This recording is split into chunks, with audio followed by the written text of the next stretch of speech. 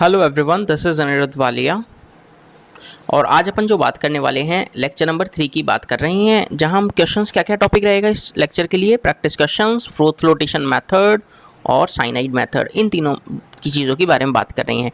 Lecture number 2 में मैंने आपको कुछ क्वेश्चंस दिए थे प्रैक्टिस के लिए, प्रीवियस ईयर जेई मेंस और जेई एडवांस क्वेश्चंस, उनके आंसर्स मैं आप दे रहा हूँ क्योंकि बहुत ही सिंपल स्ट्रेट फॉरवर्ड क्वेश्चन है। यदि आपने लेक्चर 1 को अच्छे से देख लिया है तो सारे क्वेश्चंस आप कर सकते हैं, आंसर आपके सामने है। कार्बोनेट किस किस में प्रेजेंट होगा आपको सिर्फ ये बता देना है, सिड्राइट में, मेलाकाइट में, कैलामाइन में, इसी तरह BT CQR DR, ये सब इसके एग्जांपल्स हैं, वो आंसर्स हैं बेसिकली। कैलामाइन, मेलाकाइट, मैग्नेटाइट और cryolite, JEE advance 2019 last year question. सिर्फ और का नाम को टिक करना था, 3 नंबर का सवाल, inorganic chemistry. Calamine zinc carbonate, malachite CuCO3.CuOH whole twice, magnetite Fe3O4, cryolite Na3AlF6, सब कुछ मैं लिखवा चुका हूँ, लेक्चर नंबर 1 में सब लिखवा दिया है। जे एडवांस 2013, देखो जे एडवांस में भर भर के सवाल आते हैं पहले लेक्चर से। Sulphide ores, silver sulphide, copper pyrite, lead sulphide लिख सकते हैं, Ag2S, CuFeS2, PbS, गैलिना, ये सब सल्फाइड की ओर्स हैं। हो गया ये आंसर। आगे देखो, जेई मेन 2019 में फिर क्वेश्चन आया, सिड्राइट मैच करना था आपको, सिंपली और के कॉरस्पॉन्डिंग मैच करना था, यानी सिड्राइट में कौन सा मेटल प्रेजेंट रहेगा, आयरन। कैलोनेटाइट में सिंपली एल्यूमिनियम। मेलाकाइट अभी देखा है आपने, कॉपर। कैलामाइन में अभी देखा, जिंक, मैच कर दो, उसके कॉरस्पॉन्डिंग ए ऑप्शन आता है। सिंपली स्ट्रेट फॉरवर्ड सवाल आते हैं पहले लेक्चर से, बहुत ज़्यादा टफ नहीं आता। एक ऐसे और का नाम बताओ जिसमें आयरन और कॉपर दोनों हैं। CuFeS2 को चाल्कोपाइराइट या कॉपर पाइराइट के नाम से भी जाना जाता है। CuFeS2, आयरन और कॉपर दोनों हैं। AIPMT 2012 के सवाल में which the following is a mineral of iron की दो ही ओर्स आपको जनरली नाम देखने को मिलेगा, एक होगा मैग्नेटाइट, एक होगा हेमेटाइट। दोनों आयरन की ओर्स हैं, Fe2O3 और Fe3O4। उस यहाँ पर उल्टा मैं लिखना चाहूँगा, ये है सिंपली Fe2O3 और ये है Fe3O4। मैग्नेटाइट इज Fe3O4, देख लीजिए यहाँ पर है, अभी जे एडवांस नहीं पूछा था। मैग्नेटाइट Fe3O4 और हेमेटाइट क्या है, Fe2O3। Hematite is Fe2O3। ये रही सारे आंसर्स। अब मैं स्टार्ट कर रहा हूँ महा इंपॉर्टेंट मेथड, टिक कर लेना, चाहे आप बोर्ड एग्जाम की तैयारी कर रहे हो, जेई मेन, जे एडवांस, महा इंपॉर्टेंट या मोस्ट इंपॉर्टेंट बोल सकते हैं ना। फ्रोथ फ्लोटेशन मेथड, ध्यान से सुनना, पहले इस चीज़ को समझना क्या है। फ्रोथ मतलब क्या होता है, झाग बनते हैं। कैसे, पहले इस डायग्राम को समझो, बहुत आसान है, मैं लिखवाऊंगा सारी theory.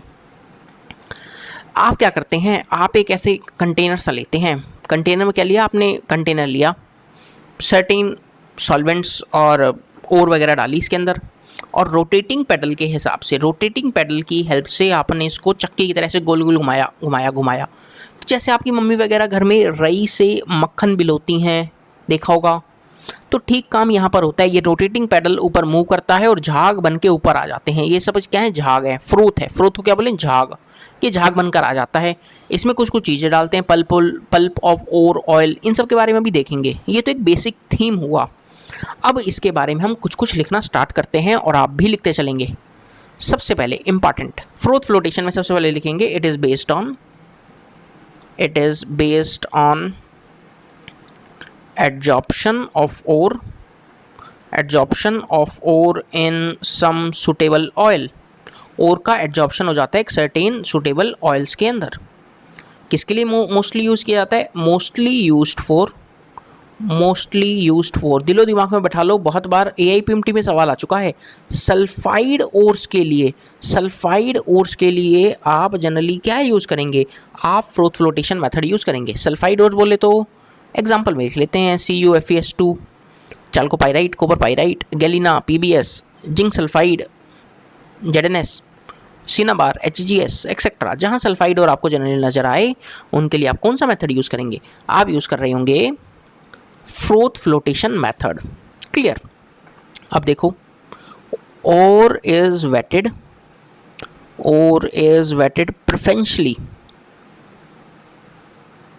Preferentially by pine oil. क्या है ये, चीड़ का तेल है, हिंदी में समझाएं तो चीड़ का तेल है सर। कुछ लोग कहेंगे हमको इंग्लिश नहीं आती, कुछ कहेंगे हमको ये नहीं पता, मैं लिख दिया बस। एंड फॉर्म्स क्या करता है, पाइन ऑयल क्या करता है, एंड फॉर्म्स फ्रोथ, झाग बनाएगा, and forms froth in presence of compressed air. Compressed air, अच्छा तो आपने ये डाला था ना साइड में, पल्प ऑफ ऑयल और ऑयल डाला, हाँ। तो क्या करता है, झाग बनाने में आपकी मदद करता है, मेरी नहीं और की मदद। मेरी क्या मदद करेगा, किसकी मदद कर रहा है ये, और की मदद कर रहा है, और को झाग बनाने में। क्लियर, आगे चलते हैं। ये सब काम की बातें हैं, बोर्ड एग्जाम में बहुत बार आता है ये चीज़। Explain froth flotation method in detail with diagram, ऐसे लिखा रहता है। ऐसे लिखें, most metal sulphides are sparingly soluble in water but are well wetted, यानी अच्छी तरह से भीग जाते हैं, well wetted by organic oils। कौन कौन से organic oils, example pine oil के साथ ही वेट हो जाते हैं बेसिकली। कोई और भी ऑयल है, हाँ, कैम्फर ऑयल भी आप ले सकते हैं, PHOR पूरा लिख देते हैं इसको यहाँ पर, कैम्फर ऑयल। क्लियर, तो आप इसको यहाँ से इरेज कर लीजिए, है ना। तो हम कौन कौन सा और ले सकते हैं, बेसिकली ऑयल ले सकते हैं, पाइन ऑयल ले लीजिए या कैम्फर ऑयल ले लीजिए। अब नेक्स्ट इंपॉर्टेंट पॉइंट, इम्प्योरिटीज़ जो होंगी, इम्प्योरिटीज़ पानी के साथ वेट हो जाएंगी। Impurities are wetted by water या wetted with water, wetted by water. Sir क्या है भैया, ऑयल के साथ कौन इंटरेक्ट कर रहा है, सल्फाइड और ऑयल के साथ कौन इंटरेक्ट कर रहा है, पाइन ऑयल या कैम्फर ऑयल के साथ सल्फाइड और जो इम्प्योरिटीज़ हैं वो किसके साथ इंटरेक्ट कर रही हैं, इम्प्योरिटीज़ इंटरेक्ट कर रही हैं पानी के साथ। अगली चीज़ सर, फिर जब हम रोटेटिंग पैडल को मूव करते हैं, ध्यान से समझना, जब हम रोटेटिंग पैडल को मूव करते हैं तो ये सारी जो झाग वगैरह है ना, ये टॉप पर आ जाते हैं, किसके साथ मिलकर, पाइन ऑयल के साथ मिलकर। क्लियर, और जो इम्प्योरिटीज़ होंगी वो पानी के साथ वेट हो जाएंगी। तो अब आगे लिख रहे हैं, आप भी साथ साथ नोट डाउन जरूर करते नहीं, नोट्स बनाते नहीं, नोट्स ऐसा शानदार बनाएं कि मज़ा आ जाए आपको पढ़कर। Froth comes at the top and separate it out. अच्छा सर, झाग बन गए, जैसे मलाई ऊपर आ जाती थी, अरे दूध बॉईल करते थे, मलाई ऊपर आ जाती थी, हाँ मलाई को अलग कर लिए, बस वही काम, झाग बनकर ऊपर आ गए और उसको हमने अलग कर लिया, उसके अंदर क्या थी, और थी। क्लियर, और हो सकता है कुछ बच्चों को मन में आ रही हो क्या सर हमें अलग से एनसीईआरटी पढ़नी है। अरे भैया, आप यदि मेरे लेक्चर्स देख रहे हैं तो no need to read the NCERT, up to JEE advance तक सारा कंटेंट हम कवर करते हैं। क्लियर, आगे लिखते हैं, in this process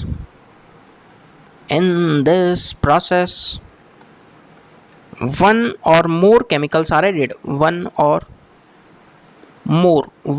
more chemicals are added. क्या क्या इनका फंक्शन, मैं इनका फंक्शन बता रहा हूँ, अब एक्सप्लेन कर रहा हूँ धीरे धीरे, है ना, थोड़ा सा बड़ा और इंपॉर्टेंट टॉपिक है ये। सबसे पहले बात करते हैं, सबसे पहले हम बात करने जा रहे हैं फ्रोथर की। फ्रोथर क्या करेगा, अरे सर फ्रोथर कुछ नहीं करेगा, फील ले ली होगी अभी तक तो। सर फ्रोथर है ना, झाग बनाने में हेल्पफुल है। कौन सा फ्रोथर, सर चीड़ का तेल, अरे मजाक ना करें, पाइन ऑयल, हाँ pine oil forms froth. Pine oil क्या करेगा, झाग बनाएगा, फ्रोथ बनाएगा विद सल्फाइड ओर, यानी सल्फाइड ओर के साथ कौन फ्रोथ बनाने में हेल्पफुल है, ये पाइन ऑयल। पाइन ऑयल का काम क्या है, यदि बोर्ड में कहीं कोई ऑब्जेक्टिव में पूछ ले what is the function of frother, तो आप क्या लिखेंगे, helps two forms the froth with sulphide ores. अब ये देखना कि यार आपका ये झाग तो बन गए, अब ये बनने वाले झाग को स्टेबल रहना है, तो इनको स्टेबल रखने के लिए हम क्या डालते हैं, वी ऐड स्टेबलाइजर्स। अगली इंपॉर्टेंट चीज़, स्टेबलाइजर क्या करता है, स्टेबलाइजर कैसे डालते हैं, एग्जाम्पल क्रीसोल ले सकते हैं, और एनिलीन भी आप डाल सकते हैं, which makes froth last long, बनने वाले झाग को लंबे समय तक वो बना रहे, तो इसके लिए हम स्टेबलाइजर्स डालते हैं। स्टेबलाइजर्स का काम क्या है? जो झाग बना हुआ है उसको लंबे समय तक बना रहे। क्लियर? अब सर जो झाग बन गए इनको कलेक्ट भी करना है। हाँ, तो अगली स्टेप क्या है? अगला जो डेफिनेशन है वो क्या है? कलेक्टर। कलेक्टर क्या करेगा? कलेक्ट कर लेगा। कलेक्टर क्या यूज़ करते हैं? एग्जाम्पल लिखता हूँ, सोडियम और पोटाशियम, सोडियम और पोटाशियम, इथाइल जेंथेट, इथाइल जेंथेट। इथाइल जेंथेट का तो फॉर्मूला और देख लीजिए, C2H5 तो इथाइल हो गया, और जेंथेट में आप ये देख लीजिए double bond S minus Na+। यहाँ Na+ भी हो सकता है और K+ भी हो सकता है, सोडियम या पोटाशियम। तो हम इसका नाम लिख देंगे sodium ethyl, it is nothing but sodium ethyl xanthate, this is sodium ethyl xanthate. अब देखो, सोचना मज़ा आएगा। ऑर्गेनिक पार्ट, जो ये ऑर्गेनिक पार्ट है, ये पानी को पसंद करेगा या पानी को भगाएगा? सर ये तो भगाएगा, तो फोबिक होगा या फिलिक होगा? सरफेस केमिस्ट्री में बात करके आ चुके हैं सर, दिस पार्ट इज, यदि पानी को पसंद नहीं कर रहा तो हाइड्रोफोबिक, फोबिया मतलब डर, hydrophobic part, it is nothing but hydrophobic part. और ये वाला पार्ट जहाँ चार्जेस हैं और इलेक्ट्रोनेगेटिविटी डिफरेंस भी है, तो ये पानी को पसंद करेगा, and that part is hydrophilic, hydrophilic part. तो इथाइल जेंथेट में दो पार्ट्स हैं, एक हाइड्रोफोबिक, एक हाइड्रोफिलिक। इंपॉर्टेंट में लिख रहा हूँ ये वाली चीज़ में। Collector absorbs, collector absorb sulphide ore and makes it, very important function, makes it water repellent, water repellent, पानी को दूर भगाएगा। क्योंकि पाइन ऑयल तो किसके साथ इंटरेक्ट कर रहा है? फिर रिपीट कर रहा हूँ, पाइन ऑयल तो आपका सल्फाइड ओर के साथ इंटरेक्ट कर रहा है। Clear everyone? तो यहाँ तक की सारी बातें आप नोट डाउन करें, कर लिया अपनों ने। आगे चल रहे हैं। ये सारा थ्योरी भर भर के पूछता है, इसलिए लिखना ज़रूरी है। नहीं लिखवाएं तो मज़ा नहीं आता यार, फिर आप भी कहेंगे, है ना? तो सभी चीज़ों को लिख लें एक जगह, नोट्स को ईमानदारी से बनाना। आगे लिखें पोलर पार्ट। पोलर पार्ट जो कि हाइड्रोफोबिक है, सॉरी हाइड्रोफिलिक है, फिलिक मतलब लविंग, हाइड्रोफिलिक, या polar part of sodium ethyl xanthate, sodium ethyl जेंथेट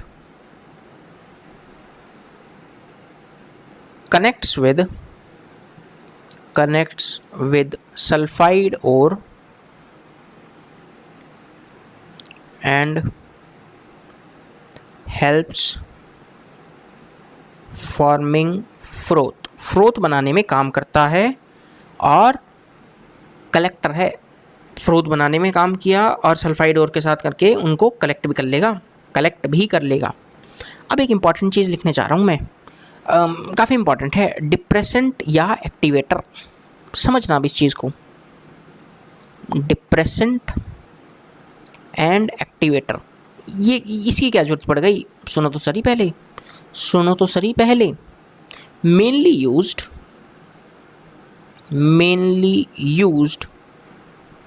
when impurity is also sulfide or two sulfide ores in sample।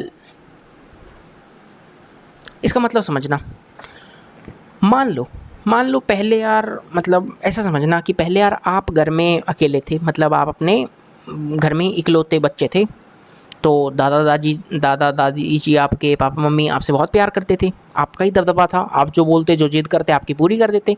कई बार हो सकता है कंटाप भी लगा दिए हूँ, ठीक है। अब मान लो घर में एक बेबी और आ गया, एक बच्चा और आ गया, तो आपका इंपॉर्टेंस क्या हो गया? कम। अब घर में जो छोटू है उसकी थोड़ी सी वैल्यू बढ़ गई है। तो ठीक इसी तरह जब कंटेनर में एक इकलौता सल्फाइड ओर था, तो नॉर्मल ज़िंदगी चल रही थी, बढ़िया काम चल रहा था। अब मान लो एक और सल्फाइड आ गया, क्या आ गया, एक और सल्फाइड आ गया सैंपल के अंदर, when 2 sulphide ores in the sample, या फिर 2 सल्फाइड में से कोई एक सल्फाइड और ही इम्प्योरिटी है, तो हम डिप्रेसेंट या एक्टिवेटर का यूज़ करेंगे। डिप्रेसेंट क्या करेगा, डिप्रेसेंट उस दूसरी सल्फाइड और को जो इम्प्योरिटी वाली है उसको डिप्रेस कर देगा, सप्रेस कर देगा, ताकि प्रभाव किसका रहे, ताकि घर में बरकरार कौन रहे, अरे जिसका दबदबा होना चाहिए था। तो आप इस चीज़ को एग्जाम्पल के लिए समझना, मान लो गैलीना और थी पीबीएस, ठीक है, ये तो थी, और इसके साथ एक जिंक सल्फाइड और आ गया, 2 सल्फाइड ओर्स आ गई सैंपल में, किसी एक का ही तो फ्रोथ बनाना था, अलग अलग करना था ना भाई। अब क्या करेंगे, मान लो जिंक सल्फाइड वाला इम्प्योरिटी है, मान लो जिंक सल्फाइड वाला इम्प्योरिटी है, प्लस कुछ और इम्प्योरिटीज़ भी हैं, कुछ और इम्प्योरिटीज़ भी हैं। अब हम इसको अलग करना चाहते हैं, अब हम इसको अलग करना चाहते हैं, तो अब हम यूज़ करेंगे हमारे डिप्रेसेंट को। कब यूज़ करेंगे, जब 2 सल्फाइड ओर्स आ जाएं या कोई एक सल्फाइड और एक इम्प्योरिटी की तरह बिहेव कर रही हो। क्लियर, किस तरह से काम आता है मैं आपको बताता हूँ, क्या हो कौन सा डिप्रेसेंट लेते हैं वो भी बताता हूँ। वापस लिखना वही चीज़ कि पीबीएस प्लस जिंक सल्फाइड जो कि एक इम्प्योरिटी की तरह बिहेव कर रही है, प्लस कुछ और इम्प्योरिटीज़, प्लस अदर इम्प्योरिटीज़। अब क्या किया आपने इसके अंदर एक डिप्रेसेंट डाला। डिप्रेसेंट बोले तो sodium cyanide aqueous plus sodium carbonate Na2CO3 again aqueous. आपने ये क्या है, पूरा डिप्रेसेंट है, ये मैं इसको अंडरलाइन करता हूँ ताकि थोड़ा सा दिखे, फील आए। क्या है ये डिप्रेसेंट, कोई पूछ ले तो sodium cyanide plus sodium carbonate depressant करेगा क्या, मैं लिख देता हूँ इसी चीज़ को कि NaCN डिप्रेसेस जिंक सल्फाइड, जो इम्प्योरिटी है उसको डिप्रेस कर देगा टू फॉर्म फ्रोथ। अब देखना, इसको हम आगे देखें तो सोडियम साइनाइड जो इम्प्योरिटी है यानी जिंक सल्फाइड वाली, उसके साथ एक कॉम्प्लेक्स बनाता है Na2ZnCN4, ये कॉम्प्लेक्स बनता है, प्लस लेड सल्फाइड तो जो था वो अलग पड़ा रहेगा क्योंकि वो तो NaCN के साथ इंटरेक्ट नहीं किया। ये लेड सल्फाइड क्या कर लेगा, it forms froth FROTH froth with pine oil, जो पाइन ऑयल है उसके साथ ये तो फ्रोथ बनाकर अलग हो जाएगा, यानी झाग बनाकर उस बेकर में ऊपर आ गया है। अब ये क्या करें, अब इसके अंदर हम क्या डालेंगे, कॉपर सल्फेट डालेंगे, बहुत शानदार चीज़ है, एक्वस कॉपर सल्फेट का ऐड करते हैं। क्या है भैया, ये तो डिप्रेसेंट था, अब हमने क्या डाला, एक्टिवेटर डाला। सुनना आप काम, ये क्या है, एक्टिवेटर है, ऐसे लिखना, add copper sulphate, this is nothing but activator. अब क्या करेगा ये, मैं इसमें ऐसे लिखता हूँ, आफ्टर फ्रोथ को थोड़ा अच्छे से लिखते हैं,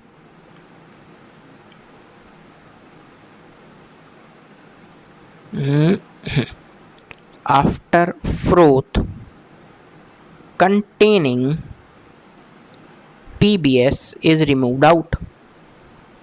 जो लेड सल्फाइड था वो तो झाग बना लिया ना पाइन ऑयल के साथ, तो उसको हमने क्या कर लिया, उसको अलग कर लिया। और जब कॉपर सल्फेट डाला, कॉपर सल्फेट डालने से बहुत शानदार, बहुत ही स्टेबल कॉम्प्लेक्स जनरेट होता है, बहुत ही highly stable complex CuCN4 3- +1 oxidation state में कॉपर का एक बहुत ही stable, highly stable complex generate होता है, हाईली स्टेबल कॉम्प्लेक्स। और हाईली स्टेबल कॉम्प्लेक्स के साथ एक जिंक सल्फाइड भी जनरेट हो जाता है। और अब इस जिंक सल्फाइड जो जनरेट हो चुका है, इसको कैसे अलग करेंगे, नाउ ये PPT बनाएगा, now zinc sulphide is removed as froth with pine oil. ये पूरा बेसिक थीम था जो मैं आपको समझाना चाह रहा था। आप इस चीज़ को दोबारा समझना, एक्टिवेटर और डिप्रेसेंट को दोबारा समझना इंपॉर्टेंट है, क्योंकि ये दोस्त NCERT में भी सवाल है, बोर्ड में भी आता है, JEE में भी आता है। डिप्रेसेंट और एक्टिवेटर कब यूज़ करेंगे, ध्यान से सुनना, जब आपकी इम्प्योरिटी क्या है, एक सल्फाइड है या एक से ज़्यादा सल्फाइड ओट्स आपके पूरे सॉल्यूशन में प्रेजेंट हैं। मान लो एग्जांपल लेते हैं, गैलिना की ओर थी यानी लेड की ओर थी PbS प्लस जिंक सल्फाइड, दोनों सल्फाइड और आ गई और उनमें से कोई एक इम्प्योरिटी है, लेट से जिंक सल्फाइड वाली इम्प्योरिटी है और कुछ और इम्प्योरिटीज भी पड़ी हुई। तो हमने क्या किया भाई, दोनों ऐसा समझना सर, दोनों के अंदर जब पाइन ऑयल मिल जाएगा, जब दोनों के अंदर पाइन ऑयल मिल जाएगा तो सर दोनों जहाग बना लेंगे, दोनों जहाग बनाकर ऊपर आएंगे तो हम अलग कैसे करेंगे, तो आपको तो अलग करना है। तो आप क्या करेंगे, आप सबसे पहले डिप्रेशन डालेंगे, एक का इफेक्ट कम करेंगे। लेट्स से मैंने NaCN प्लस Na2CO3 डाला एक्वस मीडियम में, विच क्या करता है, NaCN का काम क्या है, depresses zinc sulphide to form froth. अब ये तो कॉम्प्लेक्स बनाकर अलग हो गया, प्लस लेड सल्फाइड अब क्या करेगा, झाग बनाएगा किसके साथ, पाइन ऑयल के साथ, पाइन ऑयल के साथ झाग बना लेगा और हम उसको सेपरेट कर लेंगे, कलेक्ट कर लेंगे कलेक्टर की हेल्प से। ठीक है, अब सर मुझे तो जिंक सल्फाइड क्योंकि सल्फाइड हो रहा है इसके लिए फ्रोथ फ्लोटेशन मेथड यूज़ करते हैं। अब क्या करूं, अरे भैया जिसको दबा दिए हो भाई को हौसला देना पड़ेगा ना, तो क्या करोगे, एक्टिवेट करोगे। तो अब आप क्या करेंगे, इस कॉम्प्लेक्स के अंदर एक एक्टिवेटर डालेंगे, वो एक्टिवेटर कौन है, copper sulphate, aqueous copper sulphate.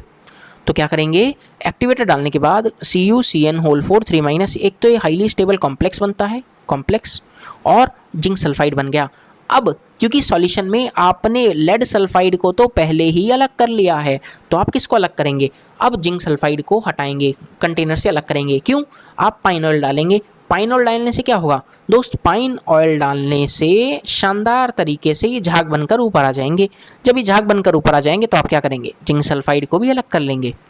क्या आप पूरी ईमानदारी से फ्लोटेशन मेथड की बेसिक थीम समझ गए हैं क्या यार?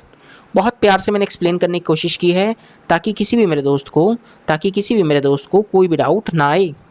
और चलो फिर नेक्स्ट लेक्चर से स्टार्ट करते हैं, साइनाइड मेथड। यहाँ तक के नोट्स बहुत अच्छे से बना लीजिए। और लेक्चर नंबर 4 में अपन बात करने जा रहे हैं साइनाइड प्रोसेस या केमिकल मेथड्स। यहाँ पर सारे फिजिकल मेथड्स होते हैं कंप्लीट। तो उम्मीद कर रहा हूँ आपको ये चीज़ें क्लियर हो गई होंगी। और एक ये NCERT का क्वेश्चन है, क्या है ये, एक NCERT का क्वेश्चन है, what is the role of depressant in the froth flotation method. खुले में लिखवाया है, देख लो पूरा रोल लिखवा दिए, आप इसको लिख सकते हैं, आप इसको ट्राई करना है ना। NCERT का क्वेश्चन है ये एक्सरसाइज का। क्लियर, तो लेक्चर नंबर 4 में बात करते हैं केमिकल मेथड्स की। आइए तो दोस्त मिलते हैं लेक्चर नंबर 4 में। Bye bye.